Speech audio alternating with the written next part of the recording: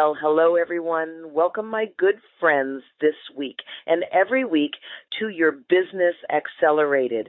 I am your host, Attorney Shaune B. Arnold, and I am reminding you, as always, to maximize your competence, to get the confidence you need to succeed. What do I mean by that?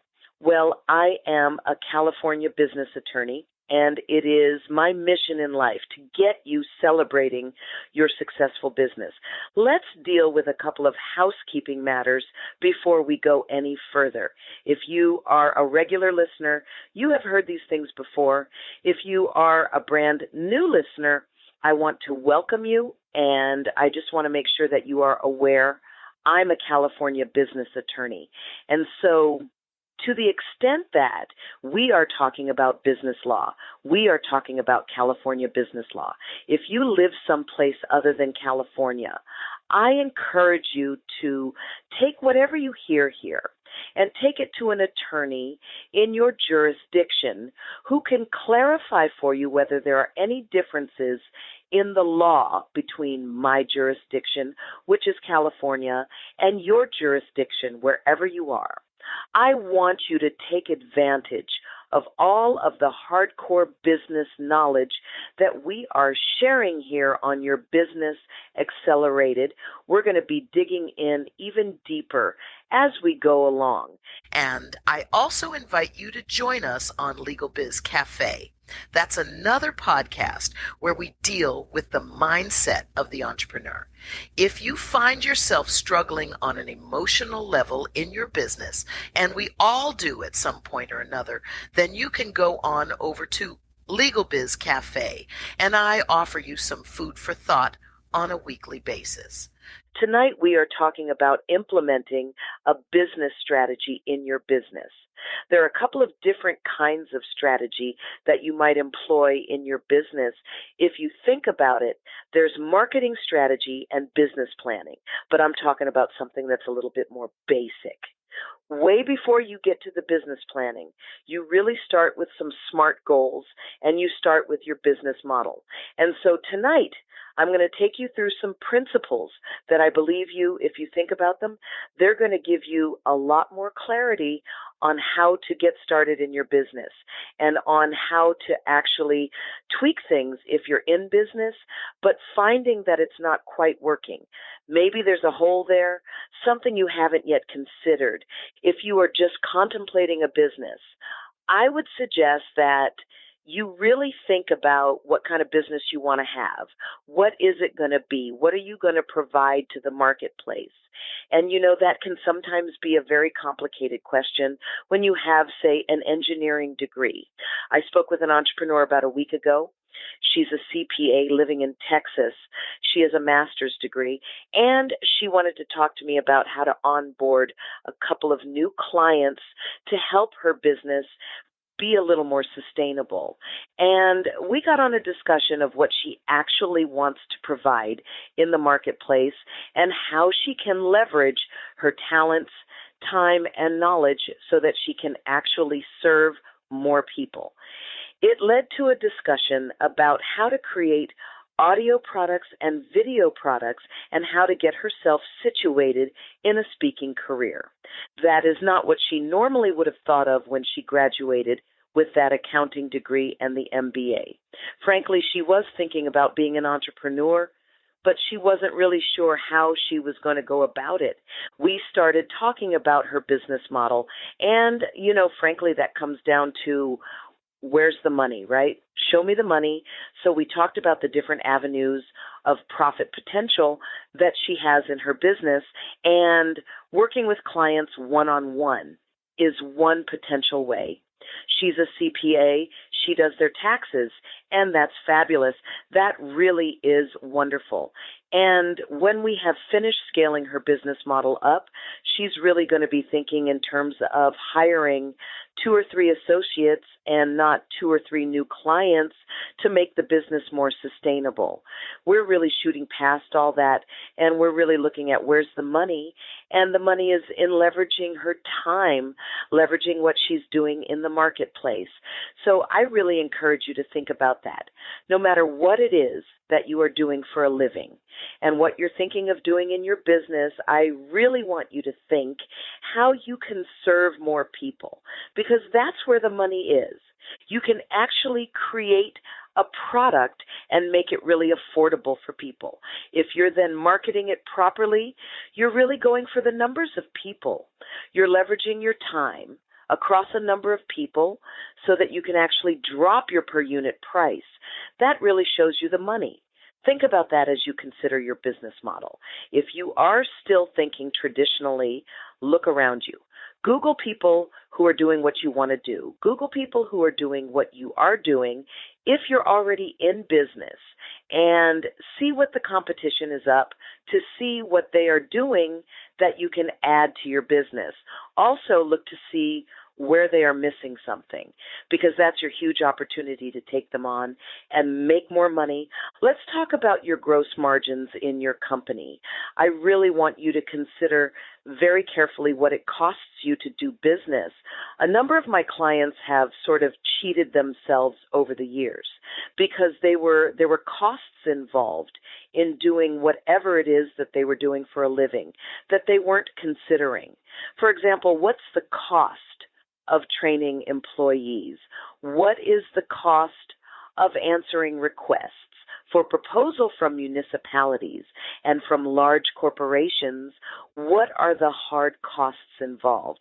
How are you going to fold those into your proposal costs? See, so many of us are afraid to bid what we're worth that we wind up undercutting ourselves, and then we don't have a sustainable business. We wind up disappointing the client, all because we didn't really consider what it costs to be in business. So how much is it going to cost you to create, market, and ship that widget? How much is it going to cost you for the insurance to ship that widget? Really sit down with your budget and understand where all of your costs are coming from, because those are going to control your gross margins, your gross profit margins. They're going to press it downward. I want you to be really aware of what all of your costs are, even the soft costs, not just how much does the wood glue and nails cost, but what about labor costs? Think about all of the costs that it takes you to run your business. Did you have to buy a computer? Things that you wouldn't normally think are involved in pricing your widget or pricing your service. But all of those things are going to literally take money out of your pocket. And since that's happening, then you need to consider those things in the first instance so that you don't wind up basically working for free. I also encourage you to think about all of your other expenses. For example, what are your automobile and gasoline costs? What are your travel costs as you seek to get these contracts? All of those things matter, and you do need to take them into consideration. When you're bidding for new business, consider what you want your operating profit to be. A good rule of thumb to use if you really don't know how to price your goods or service is to really map out what all those costs are and then add a certain percentage over and above those costs. I can't tell you what percentage to add because I don't know what your business is. And so all of those operating costs and expenses are going to press down your gross margin and will control the money in the long run. So, I mentioned a little while ago about you answering requests for proposal from corporations and public agencies. That's a very important strategy because in this day and age, if you are chasing individuals as your clients, you're going to wind up suffering. Do business with corporations, banks, and government entities. That's where the money is these days. Not that you should ignore individuals, but that you really do need to consider corporate partnerships. Find somebody who has a business that is very complementary to your own and figure out a way to package yourself with them and then offer your combined services to corporations and to municipalities in their bidding processes. You can also look for sponsorships. When I say corporate partnerships, I'm also talking about sponsorships where if you are meeting a certain demographic with your business, there are corporations out there that are seeking to meet that same demographic. So you can seek to get them to sponsor you in business, especially if you're a small business and especially if you have a tribe, as Seth Godin calls them. Tribes is a very good book on leadership. I can recommend it to you. Seth Godin, Godin. The name of the book is Tribes, and it's all about you finding your voice and understanding that you should not delay in starting building or fixing your dream business because there are people out there that need to hear your voice. So how are you going to reach those people? What are your channels of distribution for your product or for your service? I don't want you to forget the internet. Really consider having your website be more than just a business card. You want it to have a shopping cart so that you are actually actively engaged in internet commerce with your website, giving you an instantly global business. Isn't that exciting?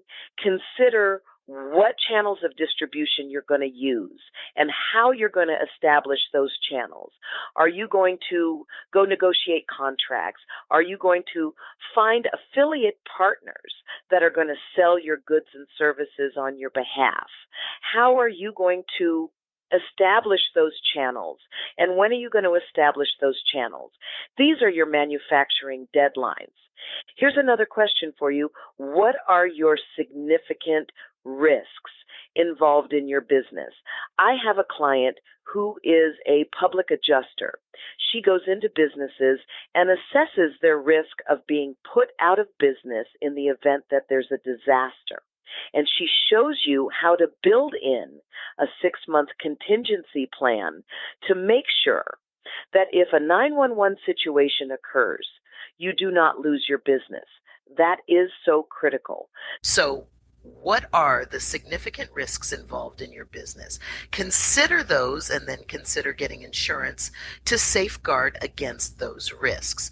I could go on to talk about some manufacturing and production strategies, but I actually did talk about quite a lot of that in an earlier module of your Business Accelerated. So I encourage you to go back and listen to those past shows, especially where we talked about pricing your product, developing your product, manufacturing your product, and distributing it and getting it out there. So let's talk for just a brief moment about your 5-year goals.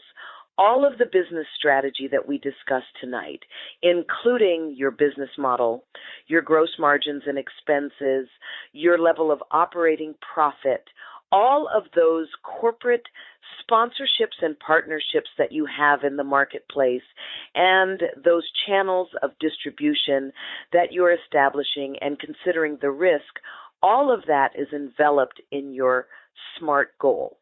Remember, your SMART goal must be specific, measurable, aggressive, but attainable, risky, and time-oriented. I encourage you to consider all of these questions that we talked about tonight as you work your way through those issues and setting goals. In response to having worked through those issues, make sure that you are setting 3 to 5 year goals and that each one of those goals is a SMART goal. It's a very specific goal.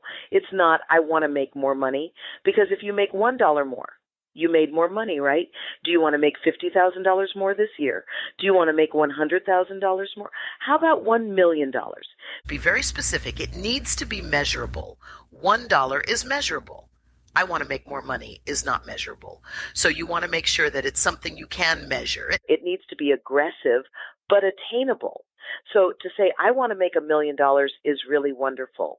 But can you do it if you're a tutor and you're only doing one-on-one and you haven't reached out to me yet to show you how you can leverage your time and leverage your talents to serve more people and make more than $1 million doing what you already do? Ladies and gentlemen, I want to thank you for joining me on this week's episode of Legal Biz Cafe as we allow success and abundance to flow easily and uninterrupted to and through every corner of our life and our being. I will see you right back here next week on Legal Biz Cafe. In the meantime, I am Attorney Shaune B. Arnold, reminding you, as always, to maximize your competence to get the confidence you need to succeed. Follow me on Facebook, LinkedIn, and Twitter. My moniker in all of these places is SHAUNE.Arnold. You can call directly at 213-718-3468. We can work through these issues together. I'll see you next week, my friend, on your Business Accelerated. Bye-bye now.